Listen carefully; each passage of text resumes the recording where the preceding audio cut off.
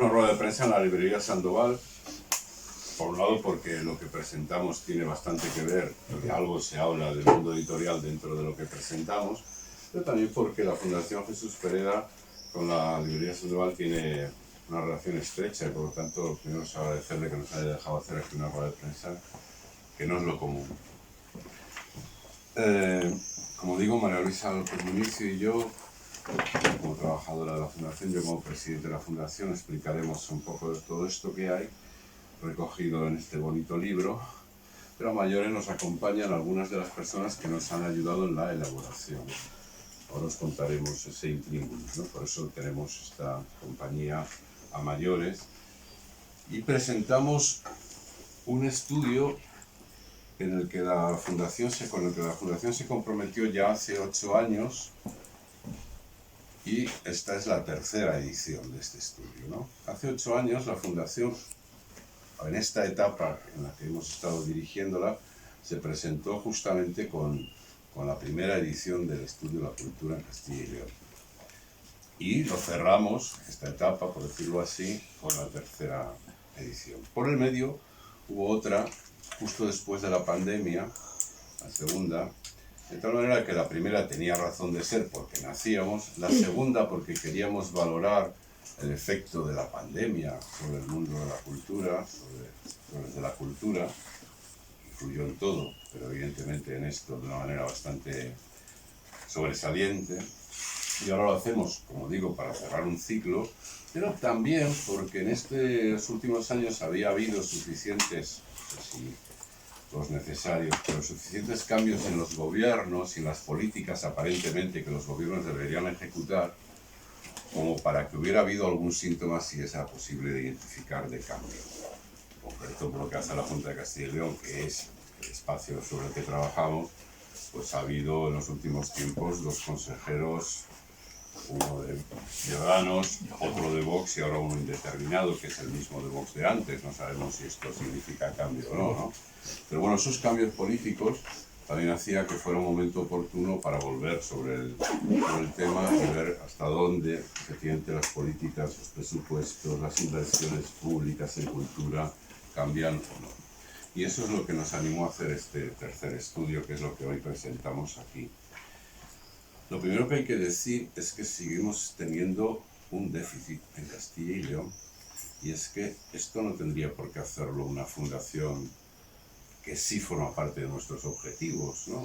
Conocer el mundo de la cultura para trabajar en él. Esto en buena lógica le correspondería a la propia administración autonómica.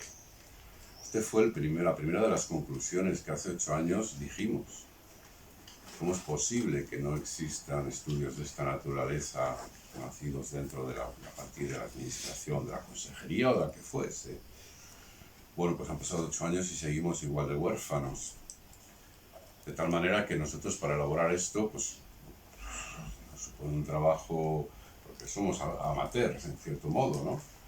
Hacemos con rigor, tratamos de hacerlo con rigor, pero bueno, a veces nos faltan herramientas, incluso a veces nos faltan datos, que seguramente la propia administración autonómica tiene, estoy seguro de que los tiene, ¿no?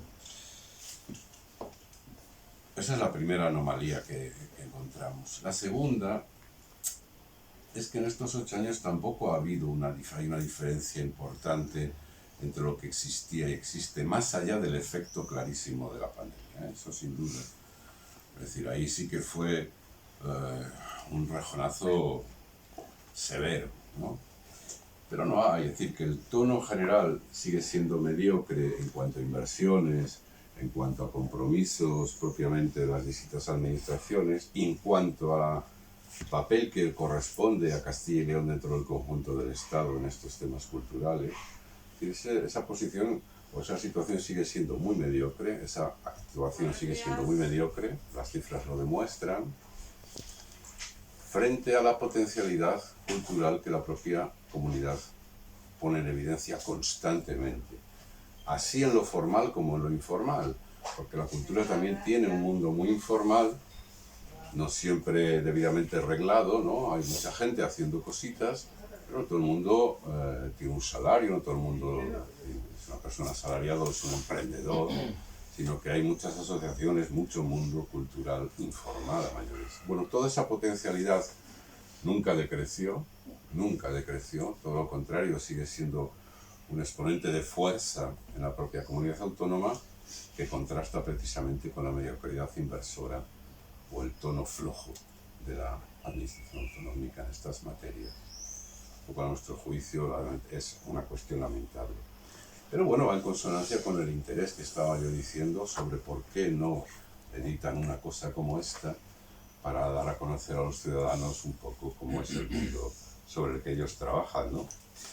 Es curioso, pero en todo este tránsito de 8 años, al final resulta que en cualquier debate político sobre materia cultural, el documento que todos manejan es el nuestro. Tanto da que sea un partido u otro, porque no hay nada más, nada más. Bueno, es verdad que nosotros no inventamos las cosas de todas formas, nosotros bebemos de fuentes, es decir, nosotros elaboramos el estudio con los datos del Ministerio de Cultura, con los datos del Instituto Nacional de Estadística, o sea, es decir, que hay como digo, rigor detrás, pero son datos, algunos no necesariamente sectorializados del todo o territorializados del todo, pero a veces tenemos que sacar nuestras propias deducciones porque son fuentes estatales, ¿no? Y es verdad también que para elaborar el estudio nos servimos de otras entidades que trabajan en el mismo ámbito desde otros territorios, es decir, nosotros nos nutrimos de informaciones de la Fundación Alternativas, del programa Santander Empleo Cultura y del Observatorio de la Cultura de la Fundación Contemporánea, que son nuestros avales. Nuestros avales son las fuentes estadísticas, pero también estas otras fundaciones que constantemente están atentas al desarrollo del trabajo cultural. Ahora María Luisa explicará un poco más el detalle, ¿no? Pero el estudio ha evolucionado, siempre ha evolucionado. Son 3 ediciones. La primera era un estudio estadístico puramente. Había literatura explicativa de datos, ¿no? Era un estudio duro, por decirlo así, ¿no? Carlos y yo, que estuvimos metidos en aquella empresa, era un estudio duro. Pero un duro, estadísticamente hablando, era todo, tablas, cuadros, etc. En el segundo nos dimos cuenta de que tan importante como las cifras era la descripción de los protagonistas, por parte de los protagonistas. Es decir, junto al objetivo que nos aportan las cifras, es muy importante la visión, el punto de vista de los propios creadores, por llamarlo así, o gente que trabaja en la cultura, y hacen una descripción más cualitativa. No es menos rigurosa porque la hacen desde su conocimiento interno. Entonces, en aquel estudio ya introdujimos alguna colaboración de terceras personas. Aún así, tenía una dosis estadística importantísima. Y en este caso hemos aliviado lo estadístico y hemos ampliado lo cualitativo. Es decir, hemos pedido mayores colaboraciones, incluso de sectores que a veces están un poco orillados dentro de eso de la cultura, que no sabemos muy bien qué cabe dentro, y solo hemos mantenido 2 apartados, 2 capítulos propiamente más de número, que son los que enlazan con la razón de ser de la propia fundación que nace de un sindicato. Si hacemos un análisis del empleo y si hacemos un análisis de la inversión. Pero no nos metemos en otros berenjenales y tampoco entramos porque nos dimos cuenta que los presupuestos de las administraciones locales eran muy diversos a veces y nos complicaba mucho la vida. No entramos en las administraciones locales y no entramos en este capítulo que todo el mundo maneja del turismo y la cultura. No entramos. Y a cambio, como digo, lo hemos sustituido por colaboraciones conocedoras, porque es su mundo y es su trabajo y es su campo de actuación, con otras colaboraciones, algunas de las cuales están aquí. Y por mi parte creo que nada más. En los 2 estudios anteriores había un capítulo final de conclusiones y propuestas. No lo hay aquí. No porque no las hagamos, que si nosotros, el estilo del sindicato siempre es, todos sus estudios, Carlos lo sabe bien porque ha hecho muchos, es siempre un capítulo de propuestas y de conclusiones. No las hay porque en cada uno de estos apartados, hechos por terceras personas, ya van sus propias conclusiones. Entonces era difícil de casar uno único, ya cada cual hacía su propia propuesta, como veréis y podéis comprobar. Y esto es lo que aquí presentamos, y que ponemos al servicio de la sociedad en su conjunto y de las administraciones en su conjunto. Porque vuelvo a decir, seguramente tienen datos, pero no sé si hasta este punto de elaborados o analizados, aunque el análisis nuestro es a favor de parte, evidentemente. Nosotros somos la Fundación Jesús Pereda de Comisiones Obreras de Castilla y León y por fortuna no somos las Hermanas de la Caridad, por lo tanto lo hacemos a favor de parte. Y dejo a María Luisa que os explique un poco el pormenor de lo que os encontráis ahí y luego si queréis preguntar cosas, pero como hay algunas de las personas que han escrito y tal, pues lo hemos escrito.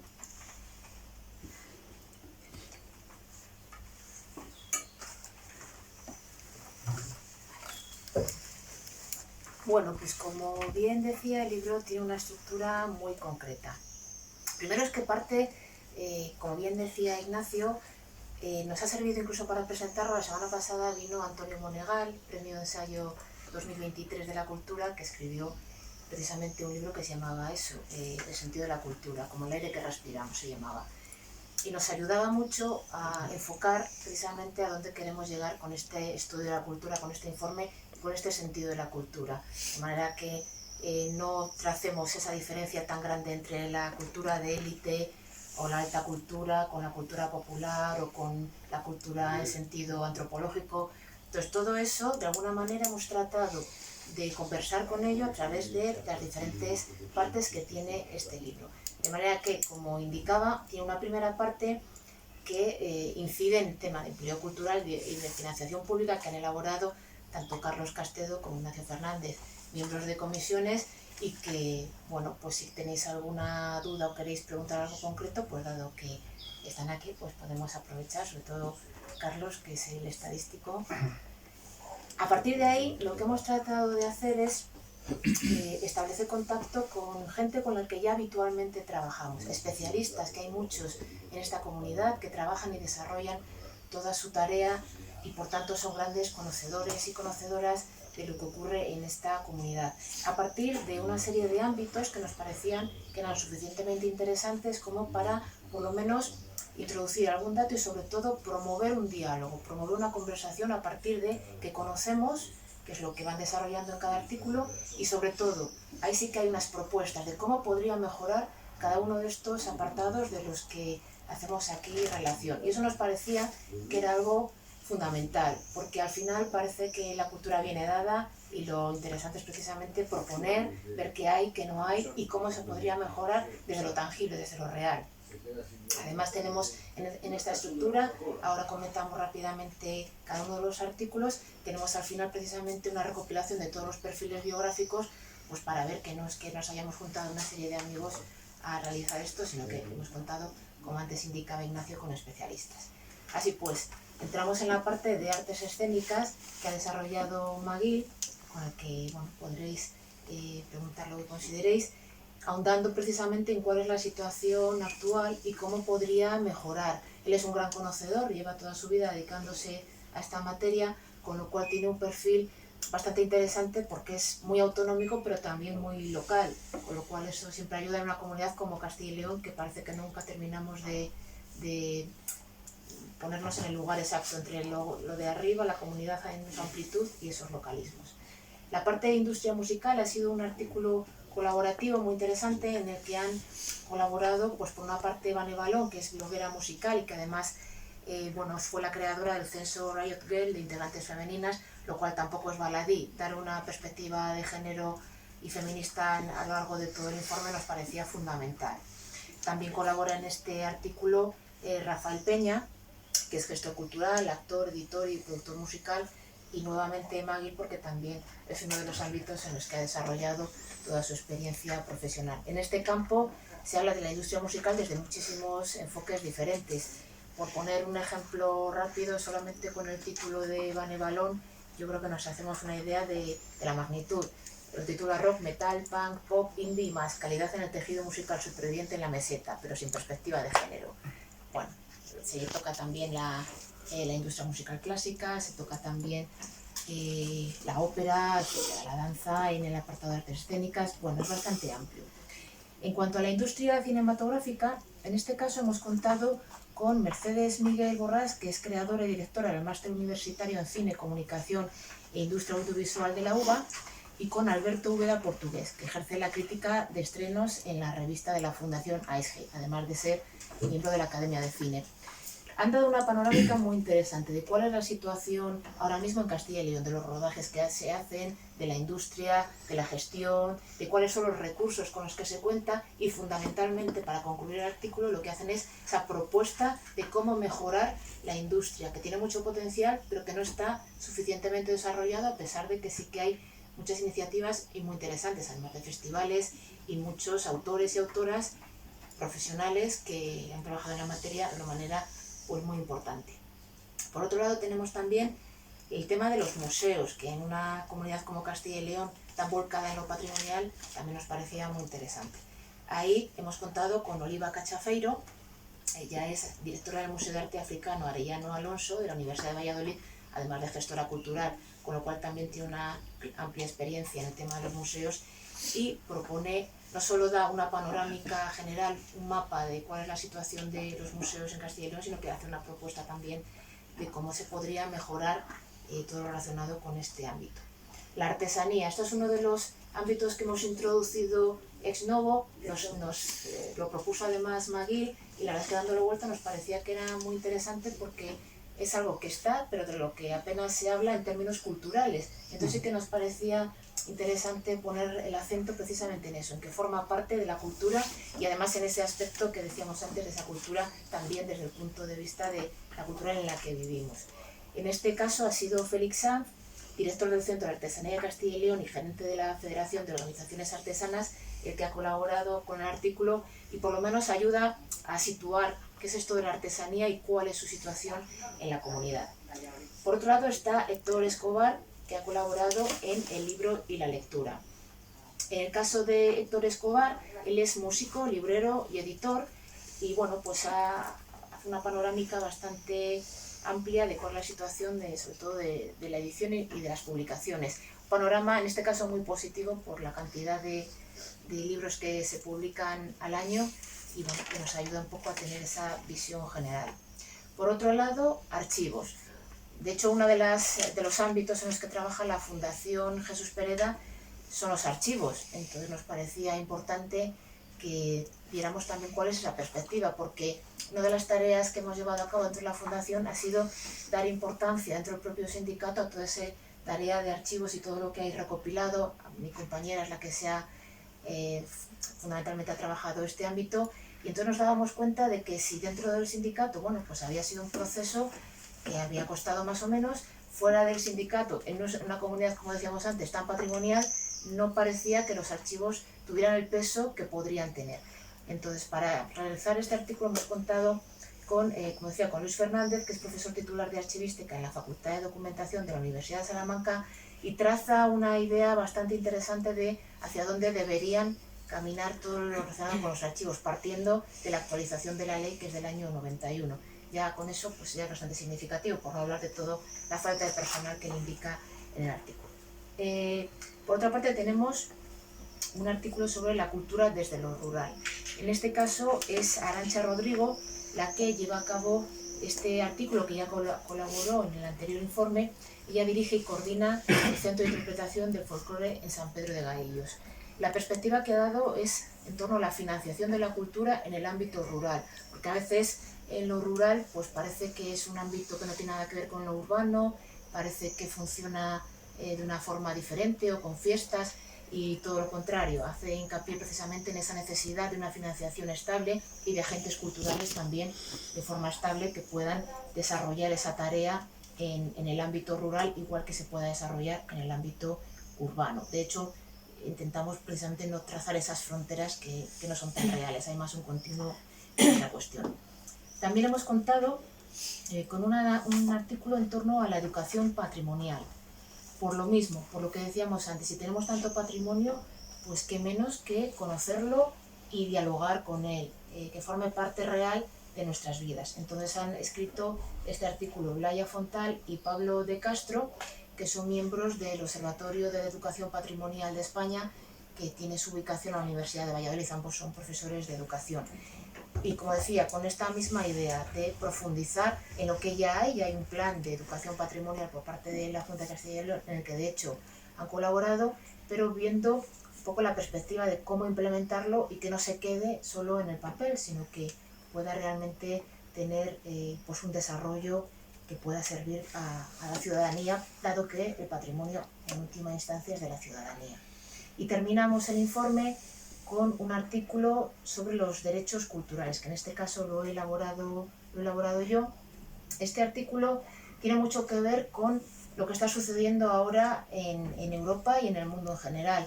Los derechos culturales se están empezando a visualizar como los derechos humanos fundamentales, lógicamente en el ámbito de la cultura. De hecho, el año pasado en el Ministerio de Cultura se ha creado una Dirección General de Derechos Culturales, que eso es bastante sintomático de hacia dónde va. ¿Y qué significa esto de los derechos culturales?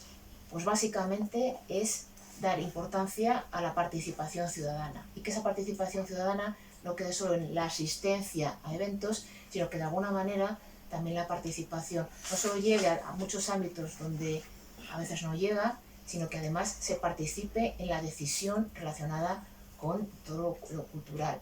Entonces, bueno, también es un artículo que pretende hacer de alguna forma pues un poco de historia en torno a cómo surgen los derechos culturales, qué significan y cómo se pueden implementar en la comunidad. Y así, grosso modo, este es el contenido del informe. Así que, pues, si queréis preguntar algo, pues estaremos todos y todas encantadas. Que no es poco. No es poco, ¿eh? Las personas ocupadas en el sector cultural son 26.600, leo aquí. Eso es. Formal. Según el INE. La economía formal, que yo decía, claro. Eso es verdad, porque cultura informal, pues hay muchísima. Otro tanto seguro. Pero formal sí. Hay personas que tienen un trabajo que responde a esa denominación, así. Y no sé si podríais hacer un análisis de cuáles son los sectores más vulnerables o los que están en una situación de más fortaleza a partir de lo que has descrito. Venga, Carlos, para otra voz. Es que vulnerables. Ya. Por ejemplo, el teatro siempre se queja de que tiene menos ayudas que en otras comunidades, de que lo tiene más complicado para trabajar. No sé si eso ha cambiado, si no ha cambiado.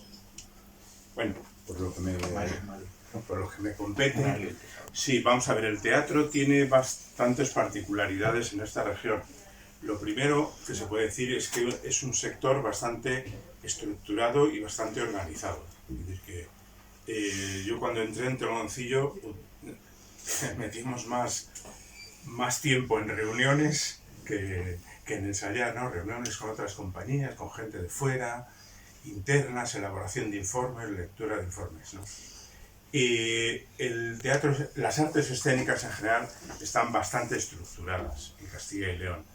¿Eso quiere decir que es un sector fuerte? No, simplemente que es un sector estructurado. Sí que es verdad que el apoyo de las instituciones a las artes escénicas es menor que en otras comunidades con las que nos batimos el cobre, ¿no? Por ejemplo, es menor que el País Vasco, con el que hay mucha relación, incluso personal y profesional.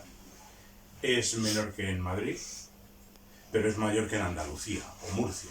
Entonces yo creo que lo bueno y lo malo del Estado de las autonomías es que cada gobierno hace sus políticas, ¿no? Problema del teatro en Castilla y León.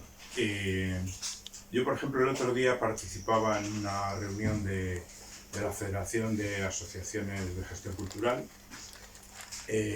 conflictiva porque hay una crisis bastante normal en las asociaciones de cultura en general. Claro, la mentalidad con la que hemos construido muchas veces la cultura en España, y lo digo, quiero decir que yo también he estado implicado en eso, es un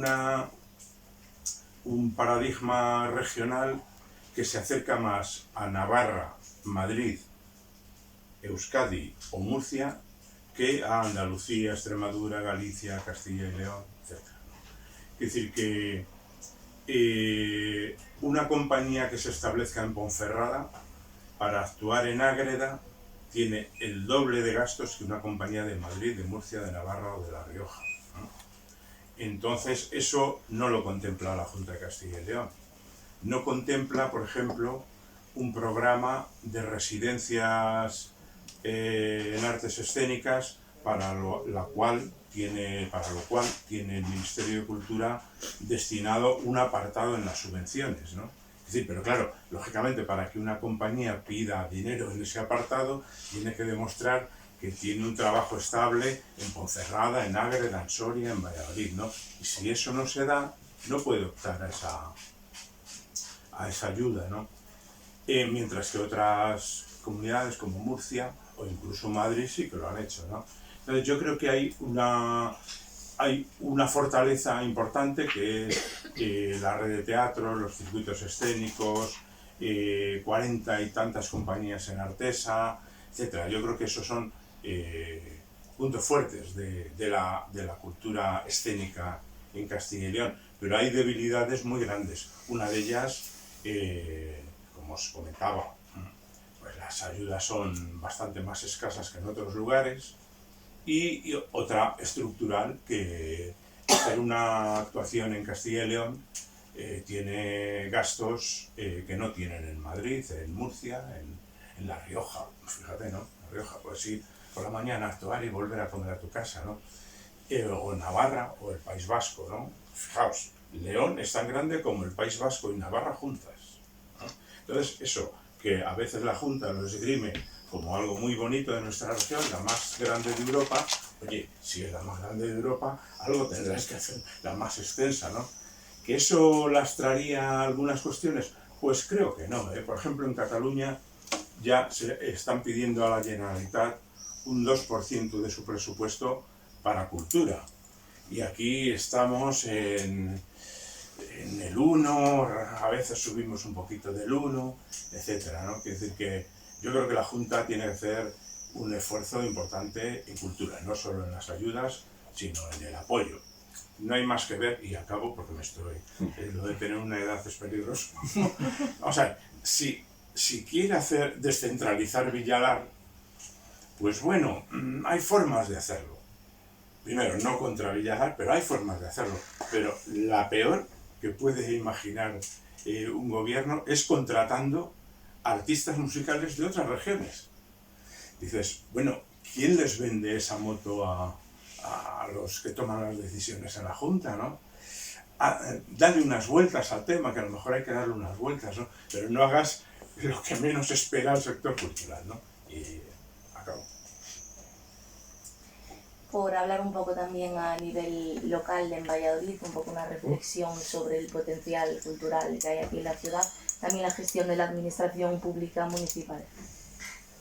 Que no hemos entrado en lo local porque ahí sí que nos obligaba a hacer mucha ingeniería y mucha arquitectura, porque el presupuesto de ayuntamientos, diputaciones, son mundos muy dispares, a pesar de que aparentemente tengan denominaciones parecidas, ¿no? Entonces no hemos entrado ahí en el análisis concreto de lo local. Ahora, yo no puedo decir yo de Valladolid, es que no me atrevo, que es que yo soy de León. Pero vamos, que sí que... Bueno, Valladolid, nosotros que colaboramos en el informe ¿cómo se llama? Que hacemos somos panelistas, bueno, sobre el funcionamiento cultural en el conjunto de España. Es verdad que Valladolid no está mal situado. Valladolid tiene marcas reconocidas con prestigio. Lo que tengo mis dudas es que Valladolid camine en este momento hacia donde María Luisa apuntaba en su informe, hacia el reconocimiento de los derechos culturales, ¿no? Tengo más bien la sensación, y visto como un observador casi externo por ser de León, ahí es perfecto, tengo la sensación de que más bien estamos caminando hacia un concepto de cultura en la ciudad de Valladolid un tanto de la alta cultura elitista, y no precisamente el respaldo de iniciativas más populares y más necesarias de respaldar, ¿no? Es decir, hay otras que se sostienen. Comentaba Carlos, la semana pasada se hizo pública la encuesta sobre el gasto de las familias en cultura. Y lo que vuelve a poner de relieve ese informe, esa encuesta, es que efectivamente la cultura también hay quien la puede pagar y quien no la puede pagar. Y la obligación de las administraciones es favorecer el acceso universal a la cultura. Yo creo que eso no está ocurriendo en Valladolid. Nos ha comentado que esta tercera edición cerraba un poco como el ciclo. ¿Tienen propuesto a largo o a corto plazo alguna otra iniciativa respecto ¿A esto este mismo? libro? Bueno, nosotros cuando empezamos con esta película queríamos que podíamos hacer un informe cada 2 años, éramos muy optimistas, ¿no? Hicimos el de la pandemia porque como estábamos encerrados en casa, pues nos vino muy bien aquel tiempo de encierro para trabajar estas cosas que llevan tiempo, ¿no? Y luego no fuimos capaces, porque claro, desarrollar toda la programación que la Fundación hace en sus distintos apartados, nos come la vida. Y por lo mismo que ha dicho antes Marín, es que ir a hacer, nosotros vamos con todo el equipaje a los sitios donde montamos cosas. Es decir, ir a Ágreda a montar una cosa nos lleva varios días ir y volver, ¿no? Entonces, es decir, una disposición del tiempo, del propio trabajo, Luisa, Ana, yo mismo, no nos permitía sentarnos a escribir, a estudiar y a escribir, no nos permitía. También por eso inventamos esta cosa de decir, bueno, y si nos colaboran con nosotros, a lo mejor es más fácil sacarlo adelante porque hay más gente trabajando en el informe. Entonces, lo ideal sería darle una regularidad. Eso sí que puede hacerlo la Administración y después de 8 años volvemos a exigírselo, ¿no? La Administración debiera, como hace el Ministerio de Cultura anualmente, sacar un informe con todo lo que hay sobre cultura en Castilla y León. Anualmente lo hace el Ministerio de Cultura. Uno puede hacerlo la Consejería de Cultura. Porque está a los toros o lo que esté, no lo sé muy bien, ¿no? Rica, tiene mucha gente trabajando en muchos niveles, de forma profesional, de forma asociativa, asociaciones vecinales, asociaciones culturales, asociaciones que hacen a través de la cultura diferentes actividades. La cuestión es cómo hacer que eso mejore y que esa participación llegue a las administraciones, que era un poco lo que indicaba Ignacio. Al final es cómo damos voz, cómo hacemos que las personas formen parte de lo que se intenta organizar desde la administración. Y eso es yo creo que en lo que más fallan en general las administraciones, en que, bueno, no se cuenta tanto con la gente para escuchar opiniones, escuchar cómo trabajar, hacer iniciativas en común. Quizás ese sea el mayor déficit en general que nos encontramos en las administraciones y quizá por eso precisamente el Ministerio de Cultura, como decía antes, ha creado esta Dirección General de Derechos Culturales y ha sacado subvenciones que giran en torno al impacto social de la cultura. Eso ya es bastante significativo. Pero bueno, por hacer, ya que es mi ciudad, pues por...